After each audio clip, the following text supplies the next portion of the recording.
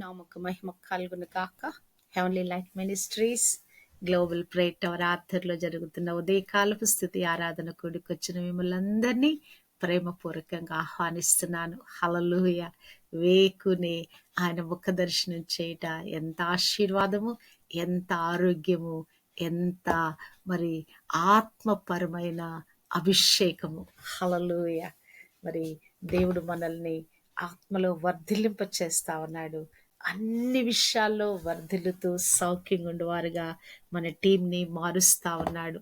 ఆ స్థుతులలోని ఆ శక్తిని, ఆ స్థుతులలోని ఆ అద్భుతమైన అభిషేకాన్ని గ్రహించిన వారమై మనమందరం కూడా స్థుతులు చెల్లించటానికి ఆయత్తపరచబడిన వారమై ప్రతి ఉదయము దేవుని సన్నిధికి పరుగులెత్తుకుంటూ వస్తా ఉన్నాం. మన హృదయం యొక్క వాంఛ, మన హృదయంలో దేవుని కొరకున్న తపన దేవుడు చూస్తా ఉన్నాడు. నిశ్చయంగా మన టీంని ఒక ప్రత్యేకమైన రీతిలో దేవుడు ఆశీర్వదిస్తా ఉన్నాడు. హల్లెలూయా. దేవునికి మహిమ కలుగును గాక. దేవుడు నేను అబ్రహాము దేవుడను, ఇస్సాకు దేవుడను, యాకోబు దేవుడను అని తన్ను తానుగా మరి పరిచయం చేసుకున్నట్లుగా మనం చూడగలము. మరి అబ్రహాము దేవుడు ఎలాగునయ్యాడో, అబ్రహాముకు దేవుడుగా దేవుడు తను తానుగా పరిచయం చేసుకోవటానికి అబ్రహాముకు కలిగిన గుణ లక్షణాలేంటో మనము ధ్యానిస్తూ వస్తున్నాము.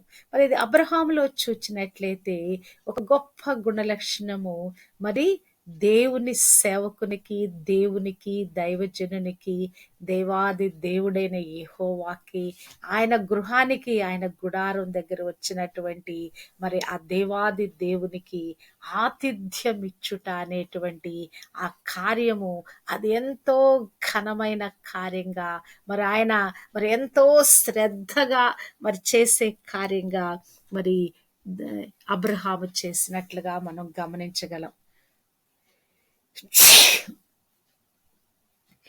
ఆది కాండము 18వ అధ్యాయంలో చూస్తే ఆ దినాలలో మరి ఆదాము క్షమించు అబ్రహాము అక్కడ మరి మమ్రే దగ్గరనున్న సింధూర వనములో ఒక గుడారం వేసుకుని ఉన్నాడంట.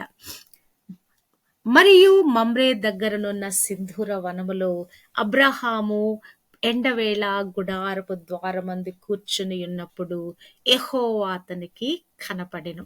మరి అక్కడ మధ్యాహ్న కాల సమయంలో మరి భోజనం చేసి తీరిగ్గా మరి ఆరు బయట కొంచెం ఎండ లేకుంటే మరి ఒట్టిగా మరి ఆయన అటు ఇటు తిరుగుతూ మరి లేకుండా ఎట్లా ఉన్నాడో ఆ సమయంలో అతనికి దేవుడు కనపడ్డాడంట. అప్పుడు కూడా ఆయన ఖాళీ ఉండకుండా దేవుని గురించి ధ్యానిస్తూ ఉన్నాడేమో. 99 సంవత్సరాల వయసు అప్పుడు జరిగిన సంఘటన ఇది. మరి అప్పుడు దేవుడు అతనికి కనపడ్డాంట. యెహోవా అతనికి కనపడెను. మరి కనపడినది మరి ఆయన హృదయంలో ఉన్న దర్శన రూపంలో చూచాడేమో తెలీదు. 2వ వచనంలో చూచినట్లయితే అతడు కన్నులెత్తి చూచినప్పుడు 3 మనుషులు అతని ఎదుట నిలవబడి ఉండిరి. అతడు వారిని చూచి గుడారపు వాకిట నుండి వారిని ఎదుర్కొనుటకు పరుగెత్తి. మరి ఇక్కడ అబ్రహాము తన వయస్సును మర్చిపోయాడు. అసలు ఈ యొక్క ఎపిసోడ్ లేకుంటే ఈ రాయబడిన వాక్యము, ఈ వాక్య భాగం అంతట్లో చూస్తే అబ్రహాము పరుగులెత్తుతున్నాడండి. పరుగులెత్తి అసలు వారిని ఆహ్వానించిన దగ్గర నుంచి వారిని సాగనంపినంత వరకు కూడా ఆయనలో ఒక ఉత్సాహము, ఒక ఉజ్జీవము, ఒక నూతనమైన అభిషేకము లేకుండా ఒక యవన బలం వచ్చినట్లుగా ఆయనలో మనం చూడగలము. అబ్రహాము వారిని చూచట గుడారపు వాకిట నుండి వారిని ఎదుర్కొనుటకు పరుగెత్తి నేల మట్టుకు వంగి, ప్రభువా నీ కటాక్షము నా మీదనున్న ఎడల ఇప్పుడు నీ దాసుని దాటిపోవద్దు. అక్కడ 3 వ్యక్తులను చూస్తున్నాడు. ఆ గుడారము ఆ వాకిలి దగ్గర వారు కనపడినట్లుగా, వారు వచ్చినట్లుగా ఆయన గమనించాడు, గుర్తించాడు. ఇక పరుగులెత్తుకెళ్ళి వారి ఎదుట సాగిలపడి నేల మట్టుకు వంగి సాగిలపడి వారిని ఆహ్వానిస్తున్నాడు. అయ్యా, నా ఇంటి దాకా వచ్చారు కదా, నీ కటాక్షం నా మీద రానివ్వు ప్రభా, నన్ను దాటిపోవద్దయ్యా, నా గృహంలో అడుగు పెట్టు అని అక్కడ బ్రతిమలాడుచుంటున్నాడు. నేను కొంచెము నీళ్లు తెప్పించెదను, దయచేసి కాళ్ళు కడుగుకొని ఈ చెట్టు కింద అలసట తీర్చుకొనుడి. మరి అక్కడ ఆరు బయట మరి చక్కని ఎండ ఎండ ఎండ ఉంది, కానీ ఎండవేళ కానీ ఆ చెట్టు గాలి, ఆ చెట్టు నీడ, మరి అక్కడ చల్లని ఆహ్లాదకరమైన ఆ గాలి అక్కడంతో మరి చాలా రమ్యంగా ఉన్నట్లుగా ఉన్నది. మరి అక్కడ లోపలికి పిలవకుండా చెట్టు కింద కూర్చోమని అబ్రహాము వారిని ఆహ్వానిస్తున్నాడు. ఇంకా ఈ చెట్టు కింద అలసట తీర్చుకునుడి, కొంచెము ఆహారము తెచ్చెదను, మీ ప్రాణములను బలపరుచుకునుడి, తర్వాత మీరు వెళ్ళవచ్చును, ఇందు నిమిత్తము కదా మీ దాసుని యొద్దకు వచ్చితిరనెను. సాధారణంగా దైవజనులు కొన్నిసార్లు మన గృహానికి వస్తారు. మరి అలసిపోయి వస్తారో తెలియదు, మరి లేకుండా మరి దేవుడు పంపిస్తే వస్తారో తెలియదు. ఏదో ఒక కారణంగా దైవజనులు అప్పుడప్పుడు మనల్ని దర్శిస్తారు. మన పైన మెంటార్స్ ఉన్న వాళ్ళు, లేకుంటే ఎప్పుడో మనకు పరిచయమైన వాళ్ళు, మన కొరకు ప్రార్థించిన వారు ఎవరో, లేకుంటే మన సంఘ కాపరి ఎవరో ఒకరు మన గృహానికి మరి విజిటింగ్ కి మన దర్శించడానికి వస్తారు. వారు వచ్చినప్పుడు మనం ప్రవర్తించవలసిన విధానము ఇక్కడ అబ్రహాము మరి తన యొక్క ప్రవర్తన ద్వారా ఉదయకాలము మనకి బోధిస్తా ఉన్నాడు. అయ్యా, మీరు అలసిపోయినట్లుగా ఉన్నారు, రండి లోపం ఇక్కడ వచ్చి కూర్చోండి, అలసట తీర్చుకోండి, మీ ప్రాణాలు మీరు బలపరచుకోండి, నేను ఆహారం మీకు సిద్ధపరుస్తాను, రండి అని ఆయన ఎంతో శ్రద్ధతో వారిని పిలుస్తా ఉన్నాడు, ప్రేమతో ఆహ్వానిస్తున్నాడు. ఒక రకంగా వారిని బలవంత పెడతా ఉన్నారు. ఇందు నిమిత్తము కదా మీ దాసుని యొద్దకు వచ్చితిరనెను, వారు నీవు చెప్పినట్లు చేయమనగా. అతని యొక్క హృదయంలో ఆశను అతను వ్యక్తపరుస్తున్నటువంటి ఆ ఫీలింగ్స్ అన్నిటినీ వారిని గమనించిన వారే, ఓకే మేము ఉంటాము, నువ్వు ఇచ్చే ఆతిథ్యం మేము తీసుకుంటాము, మేము ఇక్కడ మీ ఆహారం తింటాము, మా ప్రాణాలు మేము బలపరుచుకుంటాము, మా అలసట తీర్చుకుంటామని మరి అతని ఆతిథ్యాన్ని మరి స్వీకరించడానికి వారు సిద్ధపడిన వారే. ఓకే, నువ్వు వెళ్ళు, మరి ఆహారం సిద్ధపరచు అని చెప్తా ఉన్నారు. అబ్రహాము గుడారములోనున్న శారా యొద్దకు త్వరగా వెళ్ళి, ఇక్కడ చూడండి, ఇందాక పరుగెత్తాడనుంది, ఇక్కడ మరలా చూచినట్లయితే త్వరగా వెళ్ళి, నీవు త్వరపడి ఆమెతో చెప్తున్నాడు. ఆయన త్వరగా వెళ్ళటమే కాదు గాని ఆమె కూడా ఏం చెప్తున్నాడంటే, త్వరపడి 3 మానికల మెత్తన పిండి తెచ్చి పిసికి రొట్టెలు చేయమని చెప్పెను. ఇక్కడ ఆమెకేం చెప్తున్నాడు, నువ్వు త్వరపడి వెంటనే ఎన్ని చేయాలండి, 3 మానికల మెత్తని పిండి తెచ్చి పిసికి రొట్టెలు చేయమని చెప్పాను. అబ్బా చూడండి, 3 మానికలు అంటే అది ఎన్ని కిలోలు ఉండొచ్చు మరి కదా, కనీసం 2 kgs అన్న ఉండొచ్చు. ఒక మానిక 2 kgs అన్న ఉండొచ్చు.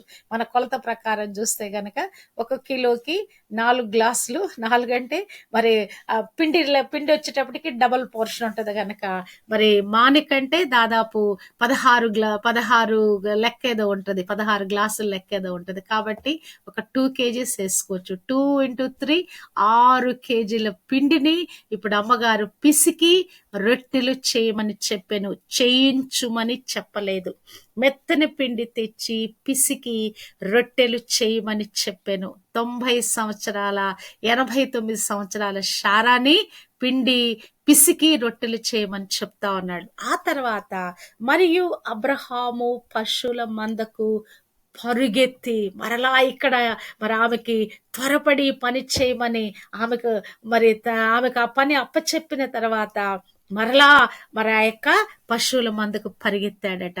ఒక మంచి లేత దూడను తెచ్చి ఒక పనివానికి అప్పగించెను, వాడు దాన్ని త్వరగా సిద్ధపరిచెను. హల్లెలూయా. చూడండి, ఇతను అక్కడ మరి ఆ యొక్క పనివాడికి మరి ఏమి పురమాయించాడో తెలియదు గాని అతడు కూడా దానిని, ఆ పనివాడు కూడా దాన్ని త్వరగా సిద్ధపరిచాడట.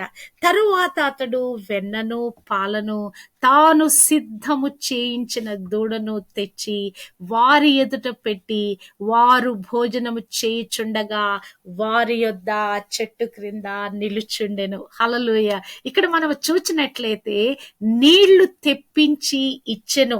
అక్కడ నీళ్లు ఆయన ఇచ్చినట్టుగా లేదు. ఇక్కడ మనము ఈ యొక్క భాగమంతటిని గమనిస్తే గనక, నేను కొంచెము నీళ్లు తప్పించెదను, దయచేసి కాళ్ళు కడుగుకొని. మరి ఆయన చేసినవి ఆయన చేశాడు, చేయించే వాటిని ఆయన చేయించాడు. చూడండి, ఇక్కడ నీళ్లు తప్పించాడు, తర్వాత ఈ దూడను పరచమని పనివాడికి అప్పచెప్పాడు. వాడి ద్వారా అతడు అది సిద్ధపరచబడింది. వాడు దాన్ని త్వరగా సిద్ధపరిచెను. పనివాడు మరి సిద్ధము చేయించిన, తాను సిద్ధము చేయించిన దూడని తెచ్చి వారి ఎదుట పెట్టి, మరి అతడు వెన్నను పాలను అవి రెండు ఆయన సిద్ధపరిచాడు.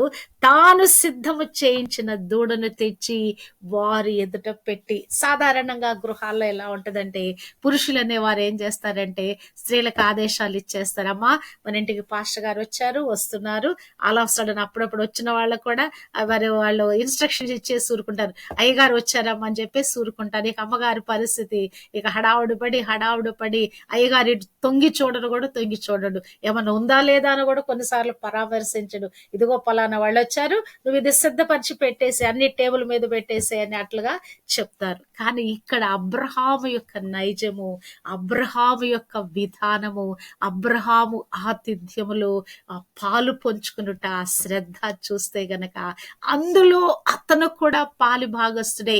వారికి చేసే ఆతిథ్యములో అతను కూడా పని చేస్తున్నట్లుగా, అతను కూడా పరుగులెత్తుతున్నట్లుగా మనము చూడగలము. దైవజనుని ఘనపరిచే విధానము, మన గృహానికి వచ్చేటువంటి ఆ దైవజనులను ఘనపరిచే విధానము, వారు భోజనము చేస్తా ఉంటే వారి యొద్ద ఆ చెట్టు క్రింద నిలుచుండెను. చూడండి ఎంత మర్యాదగా. సాధారణంగా గృహాలలో స్త్రీలు వడ్డించరు గాని పురుషులే, మరి ఆ దైవజనులు ఎవరైనా వచ్చినప్పుడు సాధారణంగా పురుషులే వడ్డిస్తారు. ఎప్పుడన్నా కానీ స్త్రీలు వెళ్ళి కొన్నిసార్లు వడ్డించడం జరుగుద్ది. ఇట్టి విధంగా వారి ఎదుట పెట్టి భోజనము చేయుచుండగా ఆయన అక్కడ నిలబడి ఆతిథ్యం చేస్తా ఉన్నాడు. అసలు అబ్రహాము మరి ఈలాగున ఆతిథ్యం చేయటానికి అతనికి మనసు ఎలా కలిగింది చూడండి. అంటే అతను దేవునినే ధ్యానిస్తా ఉన్నాడు. దేవుడు నా గృహానికి ఎప్పుడు వస్తాడా, నా ఇంటికి ఎప్పుడు వస్తాడని ఎదురు చూస్తా ఉన్నట్టున్నాడు. వారు కనిపించగానే ఇక ఆయన ఆ సంతోషాన్ని, ఆనందాన్ని తట్టుకోలేకపోయి ఉంటాడు. వారిని ఎట్టి పరిస్థితిలో తనను దాటి వెళ్ళకూడదని వారిని తీసుకువచ్చి ఆతిథ్యం ఇస్తా ఉన్నాడు. తానే స్వయంగా పరుగులెత్తి ఆ పనులన్నీ కూడా నిర్వహిస్తా ఉన్నాడు. వారికి తృప్తికరంగా భోజనము, వెన్న, పాలు కూడా తీసుకొచ్చి మరి వాటితో మరి అక్కడ ఆ భోజనంలో భాగం ఏంటో మనకు తెలియదు కానీ వెన్నను పాలను కూడా సిద్ధము చేయించి తీసుకొచ్చాడంట. అసలు దైవజనులు మన గృహాలకు ఎందుకు వస్తారంటే, ఎప్పుడైనా మనం కఠిన పరిస్థితి ఉన్నామా, లేకుంటే ఏదైనా ఒక లోటుపాటు కలిగి ఒక తీవ్రమైనటువంటి క్రానిక్ ప్రాబ్లంలో ఉండి ప్రార్థన చేస్తుంటామా, దానికి జవాబుగా దేవుడు దైవజనులను మన గృహాలకు పంపిస్తాడండి. నా జీవితంలో ఇది అనేకమైన సార్లు నేను అనుభవించాను. నేను వేరే వారి గృహాలకు వెళ్ళినప్పుడు కూడా దేవుడు నాకు ఈ అనుభవాన్ని నాకు బయలుపరిచాడు. వారికున్న అవసరత దేవుడు నాకు బయలుపరిచి వారి గృహాలకు పంపించాడు. నా గృహంలో అవసరత, నా గృహంలో ఉన్న కఠినమైన పరిస్థితుల్లో దేవదూతలలాగా మరి దేవుడు దైవజనులు పంపించాడు. హెబ్రీలకు రాసిన పత్రిక 13వ అధ్యాయము 1వ వచనములో ఒక చక్కని మాట రాయబడి ఉన్నది. సహోదరి ప్రేమ నిలువరముగా ఉండనీయుడి, ఆతిథ్యము చేయ మరవకుడి, దాని వలన కొందరు ఎరుగకయే దేవదూతలకు ఆతిథ్యము చేసిరి. హల్లెలూయా. చాలాసార్లు మన ఇంటికి దైవజనుడు వస్తే విసుక్కునేవారు, కోపం చేసేవాళ్ళు, ఈ టైంలో ఈయన ఎందుకు వచ్చాడని చెప్పేసి మరి ఇక ముఖాలు చిట్లించేవారు. మరి కొన్నిసార్లు ఏంటి ఇప్పుడు వచ్చారు ఏంటయ్య గారు అని చెప్పేసి మరి ఇక తప్పనిసరి మరి అట్టి విధంగా మరి లోపల ఉన్నదంతా దాచిపెట్టుకొని పైకి నవ్వు పులుకొని మాట్లాడేవారు. కానీ దైవజనుడు మన గృహానికి వచ్చుట ద్వారా మనకి ఎంతో ఆశీర్వాదం అండి. మన మీద ఉన్న కీడు, ఏదో కీడు మన కుటుంబాన్ని ఆవరించబోతా ఉంటది, ఏదో ఒక సమస్య మన జీవితాన్ని వేధిస్తా ఉంటది. దానికి జవాబుగా, సమస్యకు మరి జవాబు ఇచ్చుటకు దైవజనులు మన గృహంలో అడుగు పెడతారు. ఇప్పుడు వీడు భోజనం చేసిన తర్వాత వీళ్ళు చేస్తున్న పని ఏంటంటే షారా ఎక్కడుందని పరామర్శిస్తున్నారు. మరి ఇదంతా కూడా వెనకుండి, తెర వెనకుండి అమ్మగారు ఆ గుడారం వెనకుండి ఇవన్నీ పనులు చేసి ఆమె వెనకుండి వీటన్నిటినీ గమనిస్తా ఉంది. అక్కడ ఏమైనా ఎక్కువ అవుతున్నాయా, తక్కువ అవుతున్నాయా, ఏమి అందించాలి అబ్రహాముకని మరి ఆమె కూడా ఎదురు చూస్తా ఉన్నది. 9వ వచనం, వారు అతనితో నీ భార్య అయిన శారా ఎక్కడ ఉన్నదని అడుగగా అతడు అదిగో గుడారములో ఉన్నదని చెప్పెను. అబ్రహామును శారాయును బహుకాలము గడిచిన వృద్ధులయుండిరి. స్త్రీ ధర్మము శారాకు నిలిచిపోయిన గనుక మరి అప్పుడు ఆమెకి పరిస్థితి ఇలా ఉంది.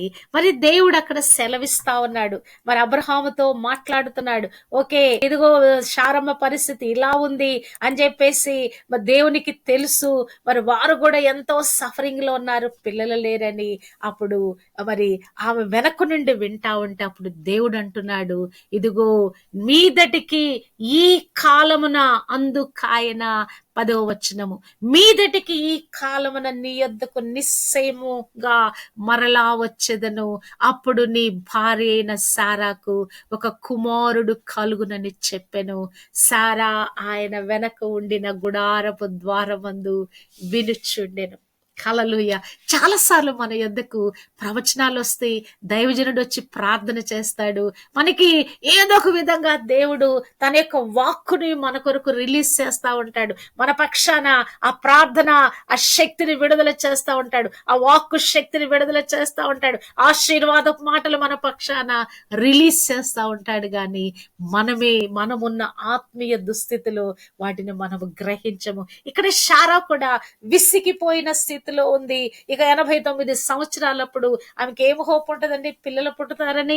అప్పుడు దేవుడు చెప్తా ఉంటే అప్పుడు ఆమె అనుకుంటుంది, నవ్వుకుంటా ఉన్నది.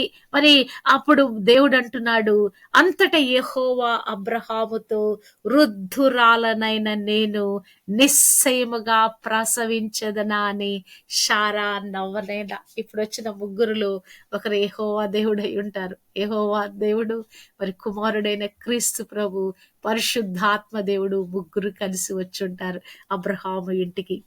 మరి యెహోవా అంటున్నాడు, నేను నిశ్చయముగా ప్రసవిస్తానా, వృద్ధురాలనైన నేను అని శారా నవ్వుకోనేలా. యెహోవాకు అసాధ్యమైనది ఏదైనా ఉన్నదా? మీదటికి కాలమున నిర్ణయ కాలమందు నీ యొద్దకు తిరిగి వచ్చేదను. అప్పుడు శారాకు కుమారుడు కలుగునెను. నీవు అవిశ్వాసంతో ఉన్నావా? నీవు నమ్మలేని పరిస్థితిలో ఉన్నావా? దేవుని నోట నుండి వచ్చిన మాట నిరర్ధకము కానేరదండి. నువ్వు అది స్వీకరించలేని స్థితిలో ఉన్నా కానీ దేవాది దేవుడు తన దైవజనుని గృహంలోకి పంపిస్తే గనక అతను పలికే ప్రవచనము, అతని నోటి ద్వారా వచ్చే వాక్కు నిశ్చయంగా నెరవేర్చబడుద్ది. హల్లెలూయా. ఇక్కడ శారా నమ్మలేకపోతా ఉన్నది. నేను వృద్ధురాలను, నా యజమానుడు కూడా వృద్ధుడుగా ఉన్నాడు, మాకు ఎలాగో నా స్త్రీ ధర్మం నిలిచిపోయింది. అది ఏదైనా కూడా దేవుడు దాన్ని పటాపంచలు చేయగలనే శక్తి గలవాడు. ఏమంటున్నాడు? నేను యెహోవాను, నాకు అసాధ్యమైనది ఏమైనా కలదా అని దేవుడు మాట్లాడుతున్నాడు. హల్లెలూయా. కనుక దైవజనుల గృహానికి వస్తే వారిని మనం ఘనపరచబద్దులమైన, వారికి ఆతిథ్యం, శ్రద్ధ అయిన ఆతిథ్యం, శ్రేష్టమైన ఆతిథ్యం అని ఇవ్వబద్దులమైన వారిని దేవదూతలుగా ఘనపరిచి ఆతిథ్యం ఇవ్వబద్దులమైన అప్పుడేమైపోద్దండి, మన కుటుంబంలో ఉన్న కొరతలు తీరిపోతాయండి. సాధారణంగా మనం ఏదైనా ఫంక్షన్స్ అవి చేసుకున్నప్పుడు ఎన్ని వేలు లక్షలు పెట్టి ఫంక్షన్ చాలా ఘనంగా చేస్తాం. కానీ వచ్చిన దైవజనుడికి కానుక ఎంత తక్కువ ఇచ్చి పంపిస్తామో తెలుసా? Really I feel very bad. నా మట్టుకు నేను ఎప్పుడు కూడా తక్కువ కానికి ఇవ్వనండి. దైవజనుడిని ఘనపరిచి పంపిస్తా. ఒక 500 ఒక ఏదో ఒకటి వాళ్ళ కానుక ఇవ్వాలి కదా, వాళ్ళ కాను కోసం వచ్చినట్లుగా ప్రవర్తించి హీనపరుస్తారండి. రియల్లీ నా హృదయం చాలా నొచ్చుకుంటది. వచ్చి పోయేటువంటి ఆ ఛార్జీలు కూడా సరిపోవు. మీరు ఎవరైనా ఇచ్చేటువంటి కానుకలు. నేను అనుకుంటా, ప్రవ్వా ఇంత మీన్ మెంటాలిటీ ఏంటయ్యా మా క్రైస్తవులకి, ఇంత మేలు పొందుకొని ఇంతగా మరి దేవుడు కార్యం చేస్తే కృతజ్ఞత కుడికి పెట్టుకొని కృతజ్ఞత చెల్లించవలసిన విధానం ఇదా మా ప్రభు అని నేను చాలా నొచ్చుకుంటాను. నేను ఇక్కడ అబ్రహాము చూడండి, శ్రేష్టమైన వాటిని నీవు వెళ్ళి త్వరగా వెళ్ళి, అతను ఏం చేశాడు, అతను వెళ్ళి మరి శ్రేష్టమైన మంచి లేత దూడను తెచ్చి ఒక పనివానికి అప్పగించాను.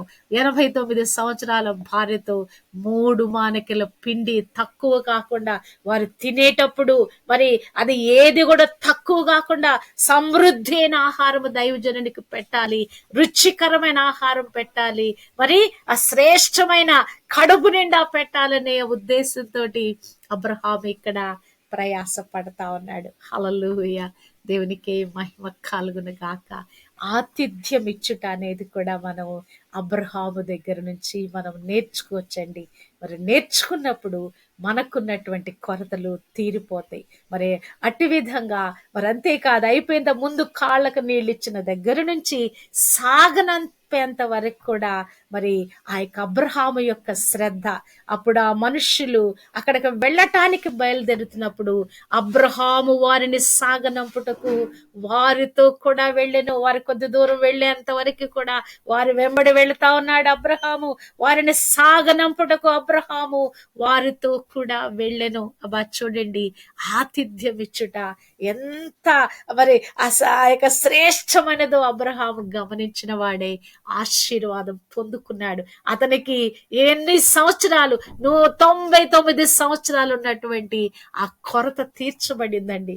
అబ్రహాము మరి ఆ యొక్క ఇస్సాక్ అనే ఏదైతే దేవుడు వాగ్దానం చేశాడో, నీ కడుపున పుట్టబోయేటువంటి ఇస్సాకు వలన నీ సంతానము, షారా ద్వారా పుట్టబోయే సంతానము మరి నా జనం అవుతారని దేవుడు మరి పలికిన మాట ఇక్కడ నెరవేర్చబడినట్లుగా చూస్తున్నాము. దైవజనులు ఘనపరచండి. కొన్నిసార్లు దేవుడే వారిని మన యొద్దకు పంపిస్తాడు. కఠినమైన పరిస్థితులు ఉన్నప్పుడు దేవదూతలుగా వారిని భావించి మనము ఎంతో శ్రద్ధగా ఆతిథ్యం ఇవ్వాలి. కనుక మనకు సమస్యలు ఉన్నా కూడా మనం ఏం చేయాలంటే దైవజన్ని పిలిపించుకొని ప్రార్థన చేయించుకోవాలి. శ్రేష్టమైన ఆతిథ్యం ఇచ్చి చక్కని కానుకిచ్చి వారిని పంపించాలి. అప్పుడు మన జీవితము కొరత తీరిపోద్ది. శారమ్మకి మరి అబ్రహాము శారాలకున్న కొరత తీర్చబడిందండి ఈ ఆతిథ్యం ఇచ్చిన తర్వాత. మనము కూడా అట్టి విధంగా దైవజనులు ఘనపరచుదుము గాక. మరి ఏదైనా కొరతలుంటే మన కుటుంబాలలో తీసివేయబడును గాక. ఆతిథ్యం ఇచ్చే విషయంలో మనం ఎవ్వరం కూడా వెనకబడకుందుము గాక. మరి కానుకలు ఇచ్చే విషయంలో కూడా మనము వెనకబడకుందుము గాక. ఘనపరచుదుము గాక. దేవుని నామము పేరట మన గృహానికి ఎవరు వచ్చినా వారిని శ్రద్ధతో సేవించుదాము, ఘనపరిచి వారిని మరి సరైన విధంగా వారిని సాగనంపుదాము. మరి అబ్రహాము ద్వారా ఈ ఉదయకాలం నేర్చుకున్న ఈ మాట క్రియారూపకమైన విషయం. అది క్రియలలో జరిగించవలసిన విషయాలలో మన చేయవలసిన పనిది గనక మన సంఘ కాపరులు, దైవజనులు, మన కొరకు ప్రార్థించేవారు, ఎవరైతే దేవదూతలుగా మన కొరకు దేవుడు పెట్టాడో వారందరినీ కూడా ఘనపరచుట మన యొక్క బాధ్యత అయినది. అట్టి విధంగా ఘనపరచుదుముగాక. అట్టి విధమైన ఆశీర్వాదము, అద్భుతము మన జీవితాలలో పొందుకొందుము గాక. దేవునికి మహిమ కలుగును గాక. హల్లెలూయా. అందును బట్టి దేవుడు మరి అబ్రహాము దేవుడను అని పిలిపించుకోవటానికి గల కారణాలలో అబ్రహాము కలిగి ఉన్న ఈ యొక్క చక్కని ప్రవర్తన, దేవుణ్ణి ఘనపరిచే, దేవునికి ఆతిథ్యం ఇచ్చే ఈ చక్కని ప్రవర్తన బట్టి దేవుడు అబ్రహాము దేవుడును అని పిలిపించుకుంటున్నాడు. హల్లెలూయా. దేవునికి మహిమ కలుగును గాక.